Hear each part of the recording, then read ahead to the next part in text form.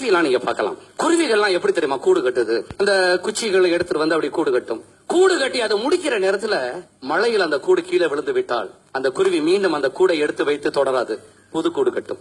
புதிதாக அந்த கூடை கட்டி மீண்டும் அதை முடிக்கிற நேரத்துல காற்றுல அது கீழே விழுந்து விட்டால் மீண்டும் ஒரு புது கூடு கட்டும். எதுவரை கட்டும்? கூடு கட்டி முட்டைகளை இட்டு அடகாத்து தன் இனத்தை வாழ வைக்கிற வரை அது செய்து கொண்டே இருக்கும். ஏண்டா அதுக்கு தெரிஞ்சது ரெண்டு விஷயம் தான். ஒன்று விடாமுயற்சி, இரண்டாவது வாய்ப்புகள் இன்னும் உண்டு என்ற நம்பிக்கை.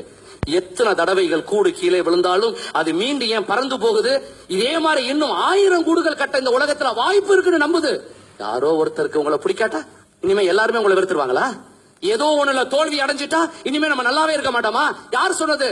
எண்ணங்களை நன்றாக வைத்துக் கொள்ளுங்கள், இல்லைன்னா நம்முடைய சொந்த எண்ணமே நம்மளை ஒரு நாள் கொன்றுவிடும். குருவிக்கு தெரிஞ்சது 2 சட்டங்கள் மட்டும்தான். விடாமுயற்சி, அதனாலதான் அது கூடு கட்டுது. இரண்டாவது ஆப்பர்ச்சுனிட்டிஸ், வாய்ப்புகள் உண்டு.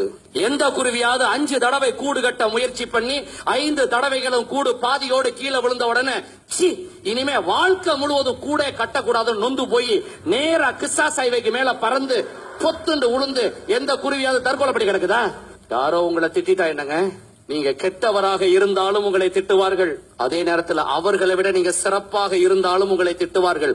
இதான் ஹியூமன் நேச்சர், மறந்துடாதீங்க.